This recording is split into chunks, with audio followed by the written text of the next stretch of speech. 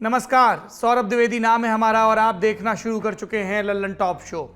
14 सितंबर 2020 की सुबह उत्तर प्रदेश के हाथरस में जो हुआ उसने एक साथ कई सारी जिंदगियां बदल दी। 19 साल की एक लड़की को उसकी मां ने खेत में बेसुध पड़े देखा। मुंह से खून निकल रहा था, गर्दन और पीठ पर चोट के निशान थे। बाद में लड़की ने बताया कि उसके साथ गांव के कथित अगड़ी जाति के 4 लड़कों ने बलात्कार किया। तब की खबरें निकाल कर देखेंगे तो एक मायूसी आपको घेर लेगी। 2 हफ्तों तक जिंदगी और मौत से संघर्ष के बाद 29 सितंबर की रात लड़की की मौत हो गई। लेकिन जिस पुलिस प्रशासन को दोषियों पर कार्रवाई करनी थी, परिवार को ढाढ़स देना था, उसने इस बात को साबित करना अपना मकसद बना लिया कि रेप हुआ ही नहीं। रात में पीड़िता का शव दिल्ली के सफदरजंग अस्पताल से हाथरस में उसके गांव लाया गया, लेकिन परिवार मिट्टी को अपने आंगन तक ले ही नहीं जा पाया। पुलिस के अधिकारियों ने जिद पकड़ ली कि अंतिम संस्कार रात में ही करो। दरोगा साहब संतप्त परिजनों को ज्ञान देते सुने गए कि समय के साथ रीति रिवाज बदल जाते हैं और आप मानिए कि गलती तो आपसे भी हुई है। जब परिवार ने माना तो पुलिस ने खुद ही उपले सजाकर जबरन शवदाह कर दिया था। जब परिवार ही मौजूद नहीं था तो शवदाह को अंतिम संस्कार कहा भी जा सकता है या नहीं? क्या किसी कथित अगड़ी जाति के परिवार के साथ पुलिस ये व्यवहार करने की हिम्मत कर पाती? और ऐसे असंख्य सवाल आने वाले कई दिनों तक गूंजते रहे और फिर खबरों की दुनिया से बाहर हो गए। इसके बाद आई 6 अक्टूबर 2020 की तारीख। दिल्ली से आगरा जाने वाली सड़क पर मथुरा के पास पुलिस ने एक कार को रोका और 4 लोगों को हिरासत में ले लिया। दावा किया कि पीएफआई के कुछ लोग हाथरस जाकर माहौल बिगाड़ने की कोशिश करने वाले थे। उन्हें समय रहते रोक लिया गया, लेकिन कुछ ही घंटों में मालूम चला कि यूपी पुलिस ने जिस शख्स को गिरफ्तार किया था वो दरअसल एक पत्रकार था, नाम सिद्दीक कप्पन।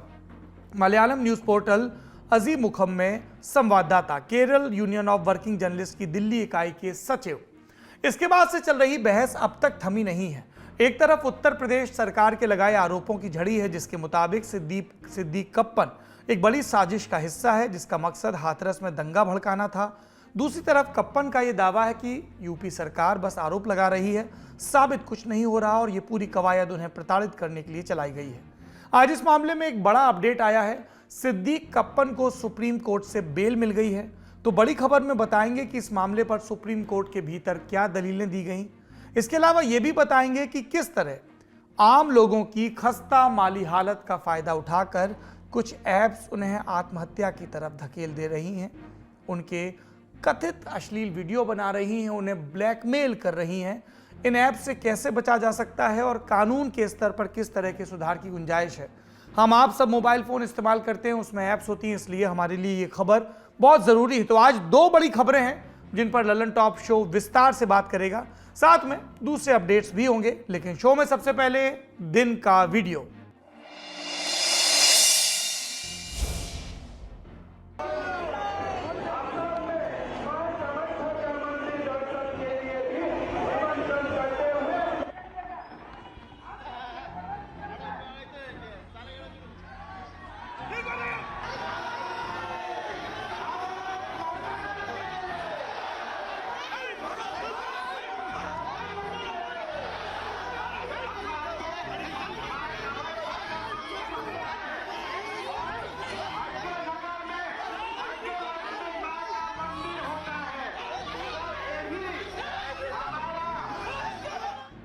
वीडियो हैदराबाद का है, जहां असम के मुख्यमंत्री और बीजेपी नेता हिमंत बिस्व शर्मा की सुरक्षा में भारी चूक का मामला सामने आया है।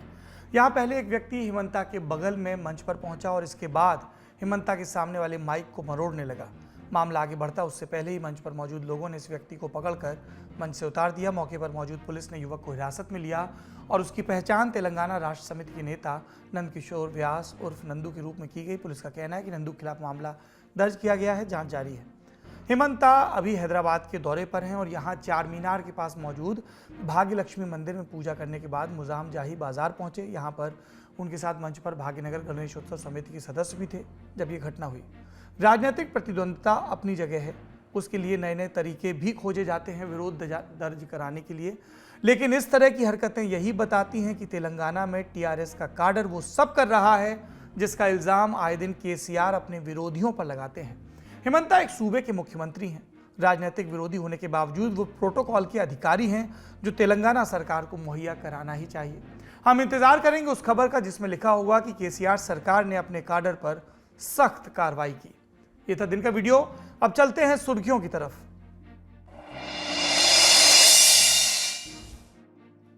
पहली सुर्खी का महत्व समझाने के लिए हमें 2 साल पीछे चलना होगा। चीन और भारत के संबंधों में लगातार सुधार हो रहा था। दोनों देशों के नेताओं के बीच करीबी दर्शाती तस्वीरें आए दिन वायरल हुआ करती थी, लेकिन साल 2020 का अप्रैल महीना बीतते भारत चीन के बीच वास्तविक नियंत्रण रेखा LAC से असहज करने वाली खबरें आने लगी। शुरुआत में इन्हें छोटा मोटा विवाद कहकर खारिज किया गया, लेकिन फिर पूर्वी लद्दाख से लेकर सिक्किम तक दोनों देशों की सेनाओं के बीच झड़पों की न सिर्फ खबरें आईं बल्कि तस्वीरें और वीडियो भी आए। फिर आई 15 जून की तारीख, जब गलवान घाटी में हुए संघर्ष में 20 भारतीय जवान शहीद हुए। इसके बाद जाकर पूरे देश को मालूम चला कि चीन ने पूर्वी लद्दाख में कई जगह LAC पर अतिक्रमण कर लिया है और वो भारत की फौज को निगरानी से रोक रहा है। जवाब में भारत की ओर से तैनाती बढ़ाई गई और नौबत वहां तक पहुंच गई कि LAC पर कई जगह भारत और चीन के सैनिक आंख से आंख मिलाकर खड़े हो गए। और ये बात हम मुहावरे में नहीं कह रहे, बेहद करीबी तैनाती वाली जगहों को फ्रिक्शन पॉइंट कहा गया। इसमें पेंगोंग सो झील के उत्तरी और दक्षिणी किनारे, गोगरा पोस्ट और हॉट स्प्रिंग्स। भारत की तरफ से पेंगोंग सो के दक्षिणी किनारे पर दबाव बनाया गया तो चीन पेंगोंग सो इलाके से पीछे हटने को तैयार हुआ, लेकिन गोगरा पोस्ट और हॉट स्प्रिंग्स जैसे इलाकों में अब भी दोनों देशों के सैनिक बेहद करीब बने मोर्चों पर तैनात थे और ऐसे में किसी दुर्घटना की आशंका बनी हुई थी। पर 8 सितंबर को भारत चीन के बीच कोर कमांडर स्तर की 16वीं बैठक में बनी सहमति के बाद दोनों देशों के सैनिक गोगरा पोस्ट और हॉट स्प्रिंग इलाके में बने पेट्रोल पॉइंट 15 से पीछे हटने लगे हैं।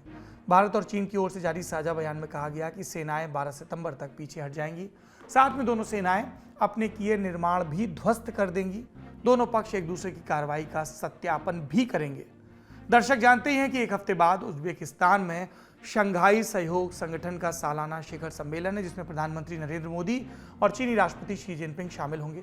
सो ये ऐलान माहौल को सुधारने की दिशा में उठाया कदम बताया जा रहा है। रही बात लद्दाख में पूरी तरह शांति की स्थापना की, तो उसमें अभी बरसों लग सकते हैं, क्योंकि सेनाएं पीछे हटी हैं, वापस नहीं आई और चीन देप्सांग के मैदानों में किए अतिक्रमण से पीछे नहीं हटा है। दर्शक जानते हैं 1950 के दशक में और फिर अंततः 1962 के युद्ध में भारत ने लद्दाख का बड़ा भूभाग खो दिया था। हालिया विवाद उसी इलाके को लेकर है जो 1962 के बाद भी भारतीय दावे का हिस्सा है। अगली सुर्खी बीजेपी के उस प्रवक्ता से जुड़ी है जिन्हें पैगंबर मोहम्मद पर विवादित टिप्पणी करने के चलते पार्टी से निलंबित कर दिया गया था। हम बात कर रहे हैं नूपुर शर्मा की, जिन्हें सुप्रीम कोर्ट की ओर से बड़ी राहत मिली है। आज सुप्रीम कोर्ट ने उस याचिका पर सुनवाई करने से इनकार कर दिया जिसमें नूपुर शर्मा की गिरफ्तारी की मांग की गई थी। सुनवाई के दौरान chief justice of India UU Lalit की बेंच ने याचिकाकर्ता अबू सोहेल से कहा, आपकी याचिका यूं तो सहज दिखती है लेकिन इसके परिणाम दूरगामी होंगे। इसके बाद कोर्ट की सलाह पर अबू सोहेल ने याचिका वापस ले ली। 27 मई को एक टीवी डिबेट में नूपुर शर्मा ने पैगंबर पर टिप्पणी की, जिसके बाद देश भर में उनके बयान का विरोध शुरू हो गया था। कई राज्यों में नूपुर शर्मा के खिलाफ FIR दर्ज हुई थी। सुप्रीम कोर्ट ने 10 अगस्त के दिन नूपुर शर्मा के खिलाफ दर्ज मामलों को दिल्ली ट्रांसफर करने का आदेश दिया था और जांच पूरी होने तक नूपुर की गिरफ्तारी पर रोक भी लगा दी थी। अगली सुर्खी भारत को मिली एक उपलब्धि से जुड़ी है। भारत के star javelin thrower Neeraj Chopra ने स्विट्जरलैंड में चल रही डायमंड लीग्स फाइनल में गोल्ड मेडल जीता है। नीरज ये खिताब जीतने वाले पहले भारतीय एथलीट बन गए हैं। नीरज ने डायमंड लीग फाइनल्स में फाउल के साथ शुरुआत की, पर दूसरे प्रयास में उन्होंने 88.44 मीटर का भाला थ्रो करके प्रतिद्वंदी खिलाड़ियों पर बढ़त बनाई। नीरज के पास Olympic, Asian Games, Commonwealth Games, World Athletic Championship जैसी प्रतियोगिताओं में जीते कुंटल भर मेडल हैं, लेकिन डायमंड लीग का फाइनल नीरज के लिए स्पेशल था क्योंकि ये इकलौता गोल्ड मेडल था जो नीरज ने अब तक नहीं जीता था। अब वो भी उनके खाते में जुड़ गया है। अगली सुर्खी ह्यूमन डेवलपमेंट इंडेक्स यानी मानव विकास सूचकांक से जुड़ी है। दुनिया भर के देशों के सामाजिक एवं आर्थिक विकास के स्तर को मापने के लिए यूनाइटेड नेशंस की agency United Nations Development Programme इसे हर साल जारी करती है। अब साल 2021 का इंडेक्स आ गया है, जिसमें 191 देशों की लिस्ट में भारत 132वें नंबर पर रहा। पिछले साल 131वें नंबर पर था। रिपोर्ट के मुताबिक भारत अपने पड़ोसी देश श्रीलंका, बांग्लादेश और भूटान से भी नीचे है। इस लिस्ट में श्रीलंका 73वें, चीन 79वें, बांग्लादेश 129वें और भूटान 127वें नंबर पर है। इंडेक्स में स्विट्जरलैंड पहले नंबर पर है। भारत में ह्यूमन डेवलपमेंट इंडेक्स गिरने की मुख्य वजह कोविड बताई गई। रिपोर्ट के मुताबिक कोविड ने ह्यूमन डेवलपमेंट को 5 साल पीछे कर दिया है। ये थी सुर्खियां। अब चलते हैं दिन की बड़ी खबर की तरफ।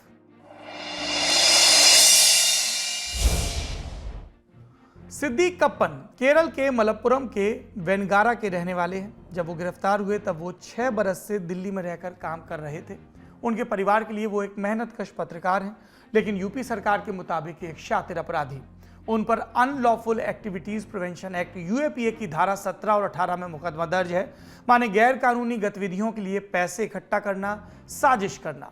इन दो गंभीर धाराओं से इतर सांप्रदायिक सद्भाव भड़काने और आईटी एक्ट के तहत भी आरोप लगाए गए हैं। ईडी उनके खिलाफ मनी लॉन्ड्रिंग के एक मामले की जांच भी कर रहा है। सरकार के पास अपने आरोपों पर सबूत आदि जुटाने के लिए 2 साल का वक्त था जब कप्पन उसकी हिरासत में थे। वो बार बार बेल की कोशिश करते रहे लेकिन उन्हें सफलता नहीं मिली। जुलाई 2021 में मथुरा की अदालत ने सिद्दीक कप्पन की बेल याचिका खारिज कर दी।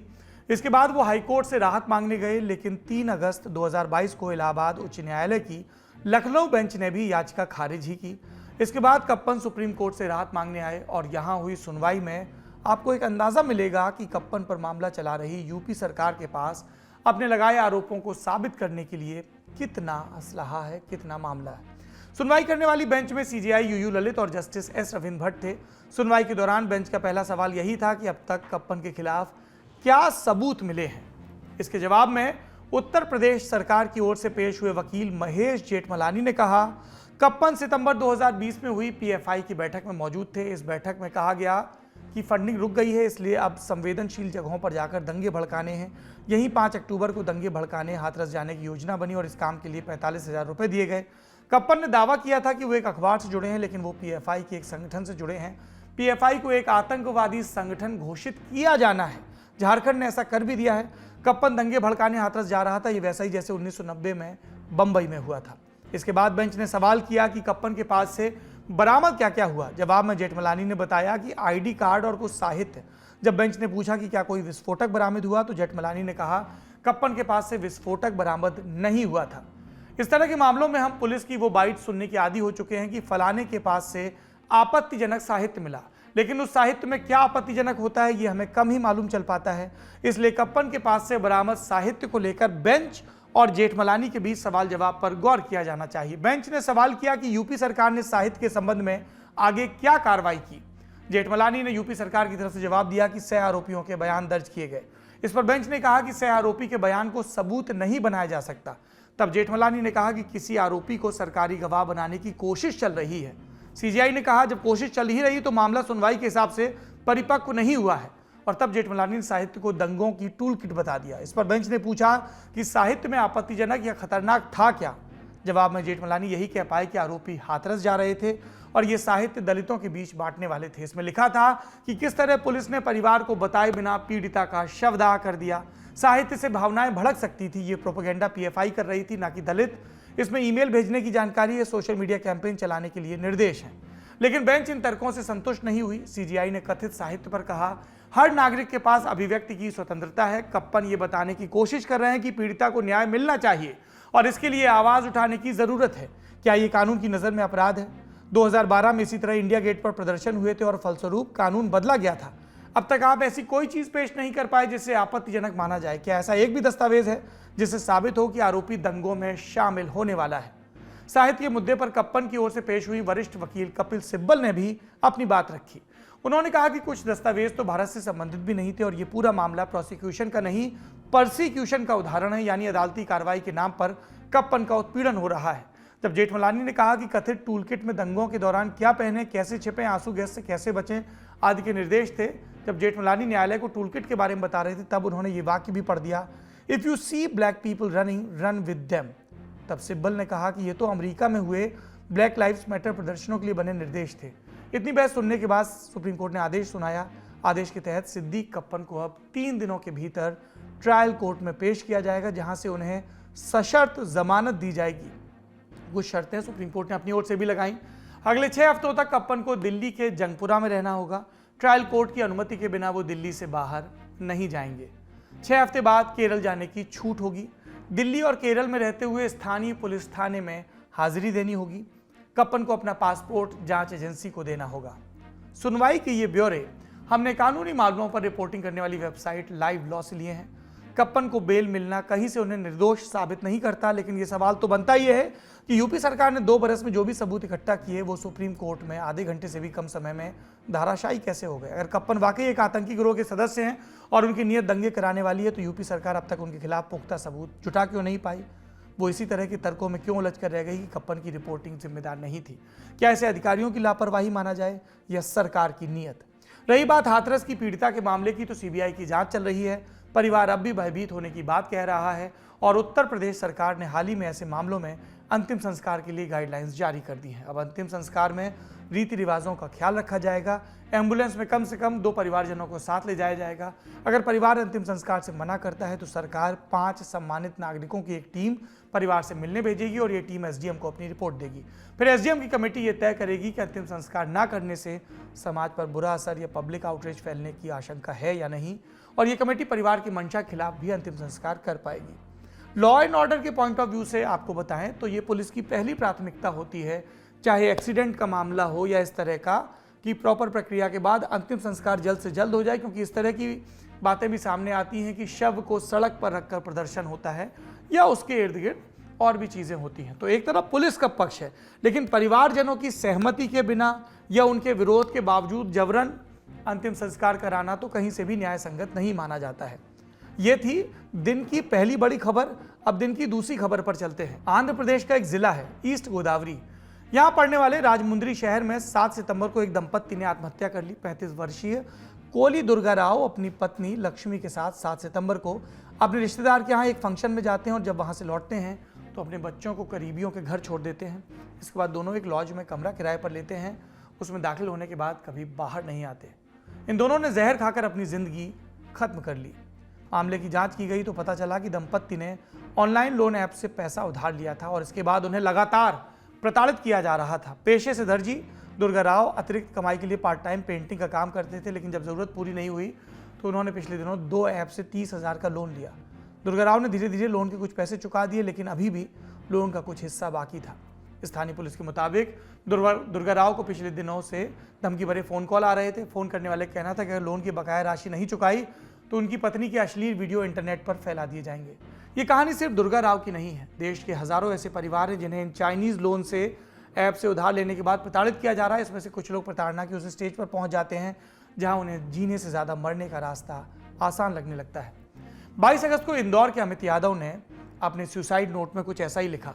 जीने की इच्छा मेरी भी है पर मेरे हालात ऐसे नहीं। आदमी में बुरा नहीं, इसमें किसी कोई गलती नहीं, मेरी है। मैंने कई ऑनलाइन ऐप से लोन ले रखा है पर लोन नहीं भर पा रहा हूँ। इज्जत के डर से ये कदम उठा रहा हूँ। अमित ने पहले अपनी पत्नी और 2 बच्चों को जहर दिया और फिर आत्महत्या कर ली। 17 अप्रैल को हैदराबाद के जियागुड़ा में रहने वाली कमलम्मा भी अपने घर लौटी तो उन्हें उम्मीद थी कि दरवाज़ा खटखटाते ही उनका बेटा राजकुमार गेट खोलेगा, लेकिन ऐसा हुआ नहीं। बाद में दरवाज़ा तोड़कर कमलम्मा और पड़ोसी कमरे में पहुंचे तो राजकुमार की लाश पंखे से लटकी मिली। जांच में पता चला लोन न चुका पाने के कारण उसने आत्महत्या की है। ये हमने आपको 3 प्रकरण बताए, पर शहर वाइज बात करें तो अकेले हैदराबाद शहर में साल 2020 से लेकर अब तक लोन ऐप के ब्लैकमेल के कारण 9 लोग आत्महत्या कर चुके हैं। लोन उगाही के इस धंधे के बहाने हो रही ब्लैकमेलिंग के खिलाफ काम कर रहे NGO save them India foundation के आंकड़ों की माने तो देश भर में लोन ऐप ब्लैकमेलिंग के चलते 52 लोग आत्महत्या कर चुके हैं। इंडिया टुडे मैगजीन ने अपने 7 सितंबर वाले अंक में इस मामले को लेकर एक डिटेल कवर स्टोरी की। स्टोरी को लिखने वाले विनय सुल्तान से जानिए आखिर लोग कैसे इन ऐप्स के कुचक्र में फंस जाते हैं। 5,000 रुपए का लोन लिया है तो आपको उसके बदले में तकरीबन 9 साढ़े 9 हजार रुपए चुकाने एक ही सप्ताह के अंदर। सामान्य तौर पर जो ऐसे लोग हैं जो इस लोअर इनकम स्टेटा के लोग हैं जिनके पास में इतना पैसा नहीं होता है तो वो 7 दिन में इतना पैसा वापस करने की स्थिति में होते नहीं, तो वो लगातार इसके शिकार बन जाते हैं। और इन ऐप्स की खास बात यह है कि इसमें एक ऐप के अंदर कई सारे वर्टिकल्स हैं। जैसे समझिए कि एक ऐप के अंदर ही 5-6 प्लेटफॉर्म ऐसे हैं जो आपको लोन दे रहे हैं। तो आपने एक ऐप का आप अगर लोन नहीं दे पा रहे हैं तो दूसरा वाला आपको फोन करके कहेगा कि यार आपका उसका पेमेंट ड्यू है और वो आपको ब्लैकमेल कर रहे हैं। तो ऐसी कंडीशन में आप ये कि हम आपको लोन दे देते हैं, आप उनका पेमेंट क्लियर कर दीजिए, फिर आप हमको 7 दिन बाद में दे देना। तो ऐसे चक्कर में होता है कि कई केसेस में ये हुआ कि 5,000 का लोन जो है वो आखिर में 1.5 लाख 2 लाख तक पहुंच जाता है। अमूमन आप जब किसी बैंक से लोन लेने जाते हैं तो बैंक आपके बैकग्राउंड के बारे में एक चीज़ वेरीफाई करता है, जबकि ऐप लोन में ऐसा नहीं है। मोबाइल फ़ोन इस्तेमाल करते समय हमें अलग अलग ऐप के सजेशंस मिलते हैं। इंस्टॉल होते ही ये ऐप यूज़र से उसके phone book, gallery, message, camera वगैरह की परमिशन मांगते हैं। ज़्यादातर बार ये परमिशन दिए बिना ऐप इंस्टॉल नहीं होता। इंस्टॉलेशन के बाद यूज़र से KYC के बहाने आधार और पैन कार्ड ले लिए जाते हैं। इसके बाद शुरू होती है लोन की प्रक्रिया। यूजर को लोन दिया जाता है और इन लोन को चुकाने के लिए 7 दिन की मोहलत दी जाती है, लेकिन 5वें दिन ही लोन लेने वाले व्यक्ति के पास ऐप की तरफ से फोन आने लगते हैं। ब्याज, जीएसटी और दूसरे चार्ज जोड़कर यह रकम लगभग दोगुनी हो जाती है।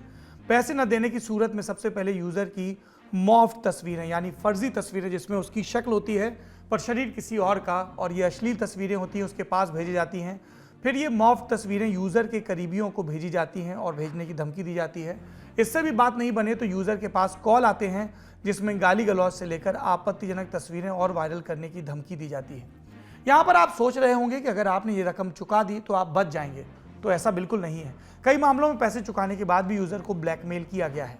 ब्लैकमेल 2 तरीके से किया जाता है। पहला, यूज़र को बिना बताए उसके अकाउंट में कर्ज के रुपए में फिर से कुछ पैसे डाल दिए जाते हैं ताकि धंधा फिर से शुरू हो ब्लैकमेलिंग का। दूसरा, आपने जो पैसे चुकाए उसे ऐप पर अपडेट ही ना किया जाए जिससे भुगतान में देरी के नाम पर आपके ऊपर पेनल्टी लगाई जाए और ब्लैकमेलिंग का खेल जारी रहे। भारत में लोन का ये खेल भले ही नया हो, लेकिन भारत के पड़ोसी देश चीन में ब्लैकमेलिंग के इस धंधे को लगभग 1 दशक पूरा हो चुका है। चीन में 2012 के आसपास इस तरह की इंस्टेंट लोन ऐप अस्तित्व में आए और 2016 आते आते ये इंडस्ट्री 100 अरब डॉलर यानी 70 लाख करोड़ की बन चुकी थी। इसके बाद चीन की सरकार इन ऐप के खिलाफ सक्रिय हुई और इस कारोबार को रोकने के लिए खास टीम बनाई गई। चीनी सरकार ने ऐप लोन वाली कंपनियों को अपने बाकी मामले निपटाने के लिए 2 बरस का समय दिया और 2018 खत्म होते होते इंस्टेंट लोन ऐप का खेल लगभग बंद हो गया वहां। और ठीक इसी समय चीन से चलकर इस धंधे ने भारत में दस्तक दी। मौका था Indonesia fintech summit and expo 2019 का और इस समिट में चाइनीज सॉफ्टवेयर डेवलपर्स ने इंडियन इन्वेस्टर्स को इंस्टेंट लोन ऐप का डेमो दिया। मौके पर मौजूद कुछ इन्वेस्टर्स को आइडिया पसंद आया और भारत के रूप में लोन ऐप को एक नया ठिकाना मिल गया। कई मौकों पर पुलिस जांच में यह पता चला कि लोन ऐप के इस फ्रॉड से एक पॉइंट पर किसी न किसी चीनी नागरिक का कनेक्शन सामने आ ही जाता है। हाल ही में एक नया ट्रेंड भी देखने को मिला। पुलिस कार्रवाई उगाही के लिए चल रहे लोन ऐप के कॉल सेंटर नेपाल, पाकिस्तान और बांग्लादेश में भी शिफ्ट हो रहे हैं। सेव देम इंडिया फाउंडेशन के मुताबिक देश के अलग अलग राज्यों में लोन ऐप के फ्रॉड को लेकर 40,000 से ज्यादा शिकायतें दर्ज की गई हैं। इनमें तमिलनाडु में 7,526, महाराष्ट्र में 6,093, दिल्ली में 3,988, केरल में 4,925 और कर्नाटक में 4,312 शिकायतें दर्ज की गई। लोन ऐप के कारण ब्लैकमेलिंग के बढ़ते मामलों को देखते हुए आज केंद्रीय वित्त मंत्री निर्मला सीतारामन ने एक बैठक भी की। बैठक में वित्त सचिव, आरबीआई के डिप्टी गवर्नर और कार्यकारी निदेशक समेत वित्त मंत्रालय के दूसरे अधिकारी भी मौजूद रहे। अब आप पूछेंगे इस गत से बचने के लिए क्या करें? सबसे पहले तो डायरेक्ट लिंक से डाउनलोड होने वाली कोई भी ऐप इंस्टॉल ना करें। किसी भी अनाधिकृत ऐप को गैलरी, कॉन्टैक्ट, कैमरा वगैरह की परमिशन ना दें। सादी भाषा में ऐप के हर सवाल पर यस नहीं दबाना है। गलती से भी किसी भी तरह का ऐसा कोई ऐप आपके फ़ोन में पहुंच जाता है तो सबसे पहले तो ऐप को अनइंस्टॉल करें और सेटिंग में जाकर परमिशन वाले सेक्शन को रीसेट करें। किसी भी तरह के फ्रॉड से बचने के लिए सबसे ज़रूरी है सेल्फ सेंसरशिप। अगर आप पर्याप्त जागरूक हैं तो इस तरह के स्कैम में फंसने के चांस कम हो जाते हैं। फिर भी अगर आप इस तरह के लोन ऐप के जाल में फंस जाते हैं तो national cyber crime reporting portal की हेल्पलाइन 1930 पर संपर्क करें और अपनी परेशानी बताएं। लेकिन ध्यान रखें, कभी भी अपने जीवन को खत्म करने का फैसला न लें। जीवन बहुमूल्य है, जिएं और खुश रहें। और अगर इस हेल्पलाइन नंबर पर भी बात नहीं बन रही है तो स्थानीय थाने में जाएं, अपने ज़िले के पुलिस कप्तान से मिलें, अपने इर्द गिर्द के लोगों को बताएं। इस ऐप से लगातार प्रताड़ित ना होते रहें, बात करें इसके बारे में। ये था आज का लल्लन टॉप शो। चलते चलते आपको एक काम की बात और बता देते हैं। लल्लन टॉप अब बाजा भी बजाएगा। जी, लल्लन टॉप ला रहा है पॉडकास्ट। अब काम करते करते आप लल्लन टॉप को सुन सकते हैं। आप पूछेंगे कि ये बाजा कहाँ मिलेगा, तो जवाब है वहीं जहां आपको लल्लन टॉप का सारा प्रीमियम कंटेंट मिलता है, लल्लन टॉप की ऐप पर। शुक्रिया, शुभ रात्रि। लल्लन टॉप का सबसे ठस, ठेक और ठसकदार बेबी आ गया है लल्लन टॉप का पॉडकास्ट जिसका नाम है बाजा और ये बजेगा सिर्फ लल्लन टॉप ऐप पर।